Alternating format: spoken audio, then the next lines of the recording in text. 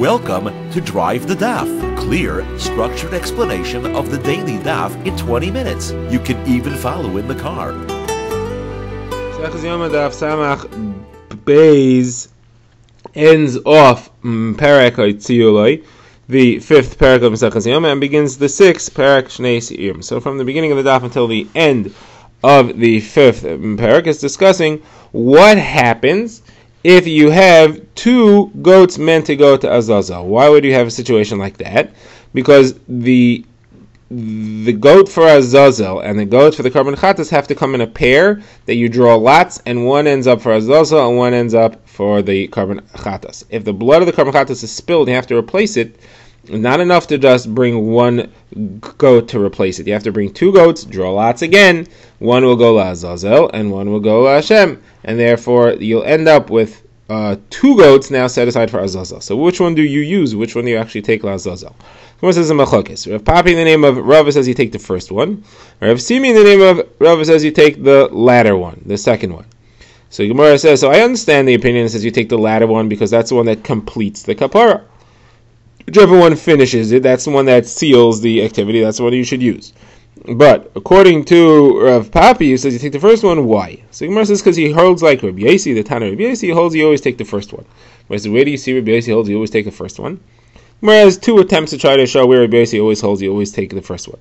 First one is concerning the Trumas Halishka. When Karbanas needed to be purchased for the Tzibor, Karbanas that were publicly owned, there was a big chest set up in the base of English. People would put shkalim in there 3 times a year, and the Kohen would come and he would take shkalim out of there with a box, and there were a few boxes. He took box 1, box 2, box 3. Says Rabbi Yossi, he labeled them Aleph, Beis, Gimel in order to know which one was the first one, because he's supposed to take from the first box. He can't mix it up and take from the second box. So you see, Rabbi Yossi says he's supposed to take from the first one. So Gemara says that's very different. Over there, when he filled up the first box, it's ready to go. This is the only box now, and you're ready to take karbanos from here. You're ready to take this money and buy karbanos, and there are no other boxes. So you're going to fill up the second and the third box, not going to take away from the first box, which was already ready to go. Here, however, nothing's ready before anything else. The second carbon, the second Azazel becomes ready just as the first Azazel becomes ready, and therefore why should I choose the second? Why should I choose the first one over the second one? I wasn't ready before the second one. What do you mean by that? What I mean is that the goat is not ready to go to Azazel until all the blood sprinklings are finished, and by the time the blood sprinklings are finished, there's already two here, because I had to bring the second one because the blood spilled. So if they both become ready at the same time, why should I take the first one over the second one? So Gemara says, okay, that's not the source. I'll show you a different place where even though two things become ready at the same time, you still take the first one over the second one. And what's that?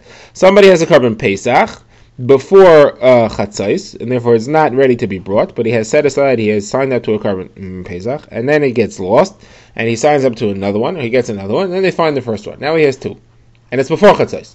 Comes concise, they both become ready to be brought at the same time. Still, Rabbi Yossi says you take the first one, and therefore that is the source. Rabbi Yossi says you always take the first one, and that's who Rav Papi is holding like. Okay, now we begin the next parak, Perek Shnei Se'irim, which discusses the halacha of the two goats, the two Se'irim, which we draw lots. One goes for Azazel over the cliff, and one goes for Karban Chatas Lashem. So the Mishnah starts off in saying that they have to be equal. They have to be twins. They have to look the same, and they have to be the same height, the same appearance, and they have to have the same value, and you have to buy them together. Says the Gemara, but even if you didn't, it's still kosher. Even if, let's say, you bought one today and one tomorrow, it's still kosher, or if it doesn't have the other qualifications, it's still kosher, but they're supposed to start off both the same. Now, what happens if you lose one of them? Right, one of them dies before it gets a chance to be used for its appropriate purpose. So the Gemara says you have to bring a new pair, and you have to do a new drawing of lots. You can only assign Azazel and Karban Chatas on the Se'irim by drawing of lots. So you have to bring a new pair and draw lots. You can end up with 3 now. So you draw lots. Now, whichever one you lost, let's say you lost a Karban Chatas, so you draw lots, and whichever one comes out, La Hashem, is the new Karban Chatas. Now you have 2 Se'irim, Azazel. If you lost the Azazel one, you draw lots, whichever one comes out, Azazel, is now the Azazel, and now you have 2 Karban Chatases. What do you do with the extra?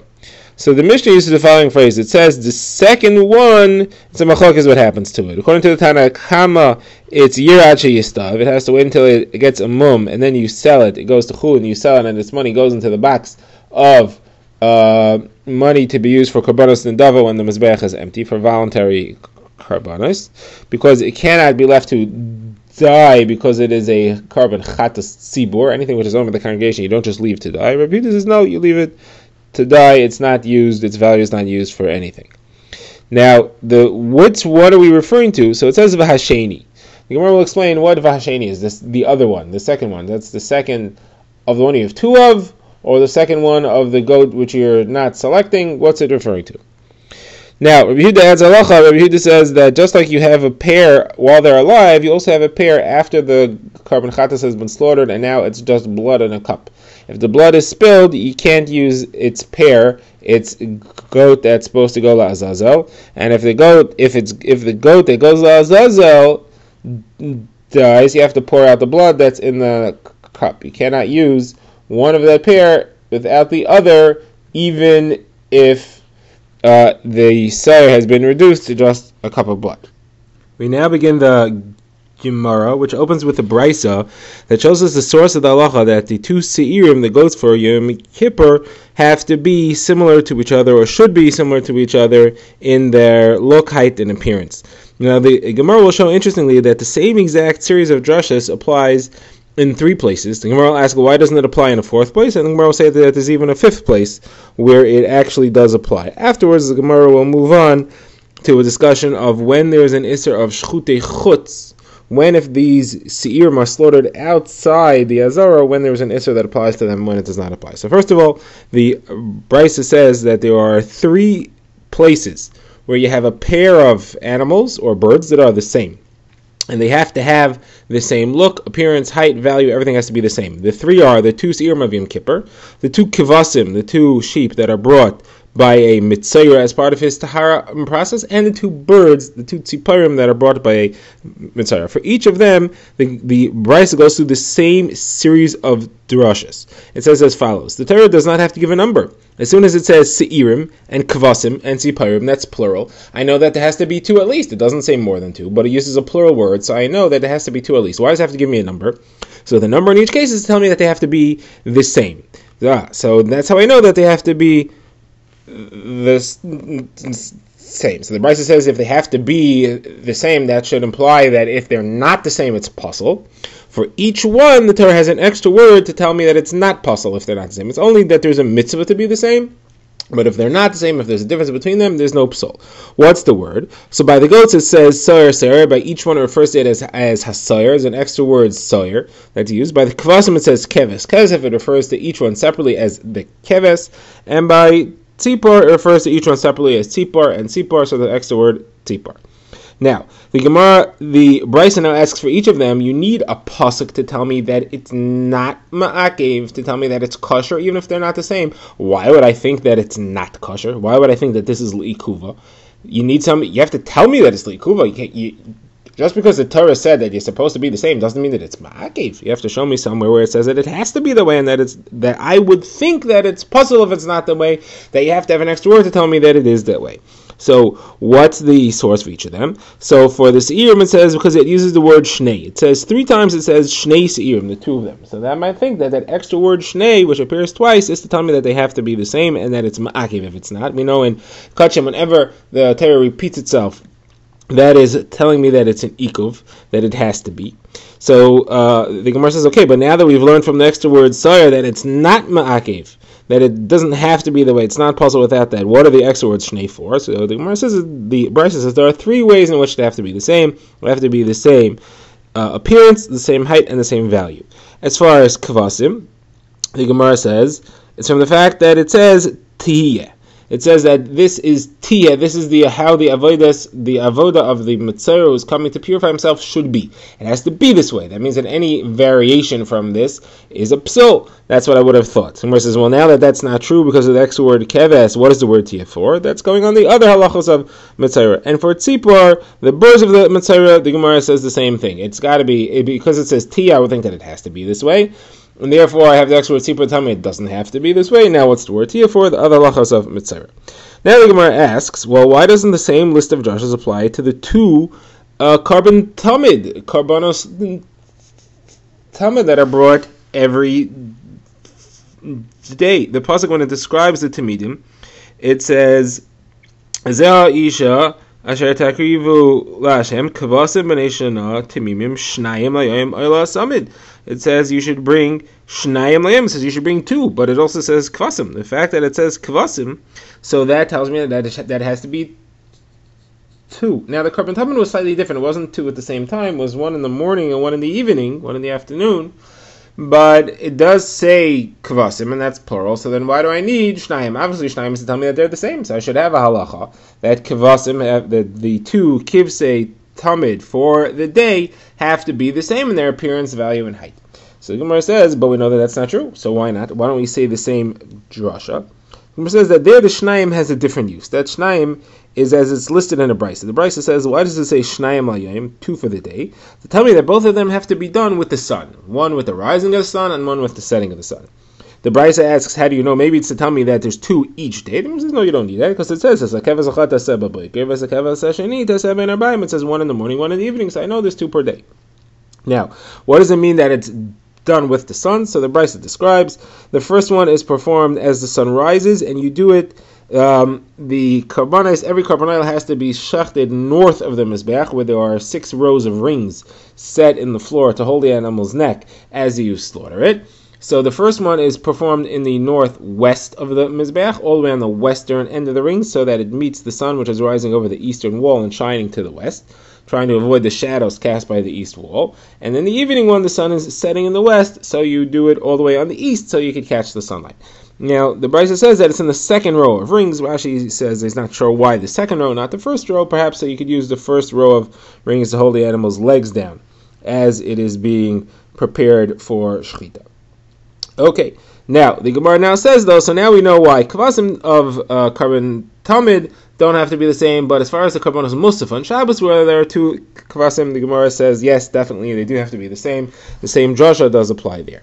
Okay, that concludes this Gemara. Now the Gemara starts a new sugya, which is the discussion of shchutei chutz. The halacha is you're not allowed to shecht any kodshei kachim, any animal that has kedusha, cannot be shechted outside of the azara. If somebody does do that, it's chiv kares. It's a tremendous avera, and he's chayiv for that.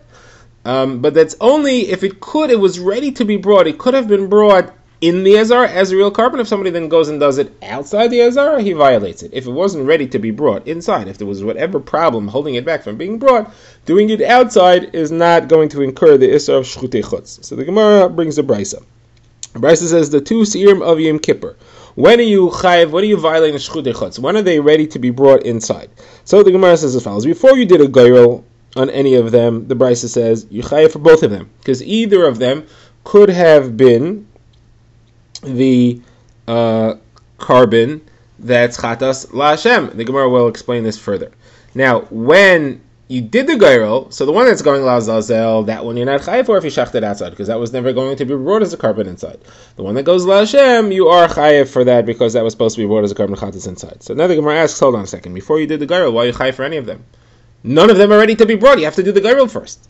So the Gemara says, you're right, none of them are ready to be brought as the carbon chatas l'Hashem that the seirim are meant for, but they could have been used for something else. They could have been used as the carbon musaf of Yom Kippur, which is also a seirim, and also a chatas. I could have used it for that. That's not what I bought it for, but there's no problem to use it for that. And since I could have used it for that, and it doesn't need gairel to do that, therefore it was ready to be used for that had I decided to, and therefore by slaughtering it outside the azara, I violated the issur of shchutei chutz for either one, because either one could have been used for the 2 musafim of Yom Kippur. So now the Gemara says, hold on a second.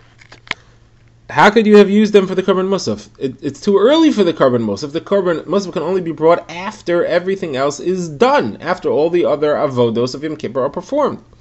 So Gemara brings Rav Chizda, and Rav Chizda says, no. The fact that the other things weren't done yet is not a psul in these 2 animals. It just means it's not the right time. Not the right time is not a psul. That's not a problem. That doesn't save you from shchutei chutz. That's called these animals are ready to be brought inside. It's not time yet. That's not their fault. That does not take away from their state of readiness. So Moshe says, now you have an interesting thing here. The fact that the other avodos of Yom Kippur weren't done yet, that doesn't mean that they're not called ready. But the fact that the Geirul wasn't done yet, that does mean that they weren't ready. And that's why Rabbi Chisda says that you have to say that the reason we consider them ready is because you could use them for the Karban Musaf, but not that you could have used them as the Karban Chatas that happens inside the Azara as part of the Yom Kippur Karbanas. That you're not saying, because the fact that the Geirul wasn't done yet means they're not ready. So he says, I don't understand. Why is the lack of the Geirul being performed makes them not ready? But the lack of the other votos of Yom Kippur, that's not a problem. Obviously, what's the difference between the two? Because the Geirul, not something you do, it's not an obligation of the goats themselves. As a matter of fact, you don't have to put the Geirul on the goats at all. You just have to do the Geirul. It's not something that involves the goats themselves. They're standing there, whatever, but there's no mitzvah of the goats to do the Geirul. It's a mitzvah on the Kohen Gadol to do the Geirul. However, it's written about the goats. It's in the parsha of the goats. It's part of the avoda of the goats, even though it's not a physical chiyuv of the goats. It doesn't prepare the goats. Because it's part of the parsha of the goats, therefore it counts as it's not ready if the Geirul wasn't done. The fact that other things didn't happen yet, the other avodas of Yom Kippur that preceded, that have nothing to do with the parsha of the goats. That just means that it's not time yet. Being not time yet doesn't mean that they're not ready. They're ready. You're just not ready. So Gemara says, so it comes out that Rav Chisda holds that anything which is in the parsha of this animal makes it not ready. Anything which has nothing to do with it, it's just something that has to be done, that's not called that it's not ready, and that doesn't save you from shchutei chutz. So the Gemara says, if that's true, so let's look at a statement of Rav Yehuda on the name of Shmuel that talks about Karban Shlomim. Karban Shlomim, you're only allowed to bring a regular Karban Shlomim once the doors of the Heichal open in the morning. Before that, it says in the Karban Shlomim, it can't be brought before the doors of the Heichal open. Now that's not something that has to do with the Shlomim, but it does say that in the parsha of the Karban Shlomim, it says you have to wait till the doors of the Heichal open. If that's true, so then Rav Chisda should agree that that's in this parsha, it's in the parsha of Shlomim, and therefore even though it's not directly related to the Shlomim that the doors have to be open, it's in the parsha, and therefore if somebody does shchutei chutz, he slaughters outside the Azara a Karban Shlomim, but he does it before the doors of the Heichal open, he should not be violating Esav Shchutei Chutz, because it wasn't ready. According to Rav Chisda, anything which it says has to be done in that parsha, you weren't ready, it doesn't count, and the Gemara leaves that and accepts it. Drive the Daf is a project of the Grand Woodlands Shul and is presented by Rabbi Yitzchak Landa. Find us on YouTube or subscribe to daily emails by emailing drivethedaf@gmail.com.